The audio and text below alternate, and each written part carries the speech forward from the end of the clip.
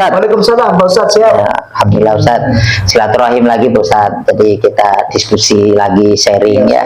Sharing ilmu ya sedikit tapi mudah-mudahan bermanfaat Ustaz ya. Tapi apa namanya, memang kondisi di masyarakat beragam Ustaz. Kadang ada yang pertanyaannya bagus, masuk akal, kadang ada yang pertanyaan remeh tapi bagus Ustaz gitu. Iya, betul. Nah, ini juga ada Ustaz pertanyaan terkait puasa sunnah di bulan suci Ramadan. Kan kadang ada orang sering puasa Senin Kemis lah. Di bulan suci Ramadan, Senin Kemisnya ini apakah bisa niatkan untuk puasa sunnah juga? Adakah puasa sunnah di bulan suci Ramadan atau seperti itu Ustaz? Iya, Bisa Ustaz.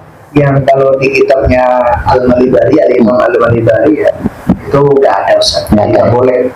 Yang boleh itu misalnya kebetulan puasa Arafah, puasa Muharraman itu diniatin dua. Kebetulan nih misalnya puasa Muharraman saat ini hari Senin, akhirnya niat puasa Muharraman sama niat puasa Senin gitu ya, atau lagi Daud misalnya puasa Daud, kebetulan lagi ngerjain puasa 10 hari bulan Dzulhijjah misalnya, itu boleh boleh diniati dua ya, menurut mutaakhirin, ulama-ulama mutaakhirin. Jadi ulama itu ada mutaqaddimin, ada mutaakhirin itu berangkat dari fase hidupnya ya, sehingga diklasifikasi ada mutaqaddimin, ada mutaakhirin. Nah, selain itu kita kan fasalu ahla dzikri in kuntum la ta'lamun. Memang ketika kita ada iskal hukum ya kita tanya kepada ulama,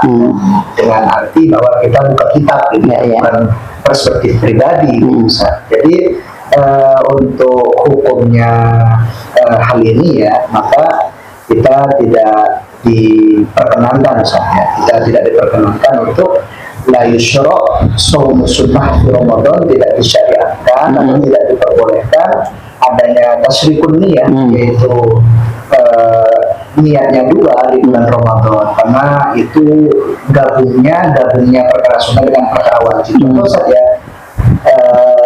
sholat tahiyat masjid ya, sholat tahiyat masjid itu kadang ada yang digabung sama sholat sunnah qobliyah Jumat, karena datangnya memang akhir, datangnya sudah ada.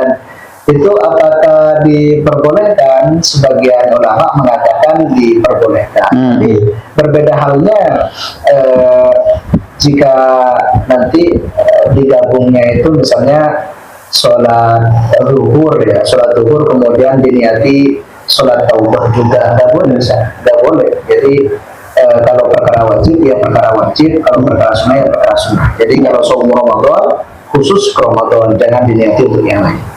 Siap Ustaz, baik, terima kasih Ustaz. Ini manfaat sekali Ustaz. Memang ya kami masyarakat awam ya, saya ini butuh jawaban Ustaz. Jadi apakah bisa sih gitu ya, ini pertanyaan, namanya pertanyaan dari masyarakat, kita jawab Ustaz. Iya, betul, Ustaz. Jadi penting tadi dan sudah disampaikan. Terima kasih Ustaz. Ya, Assalamualaikum. Waalaikumsalam warahmatullahi wabarakatuh.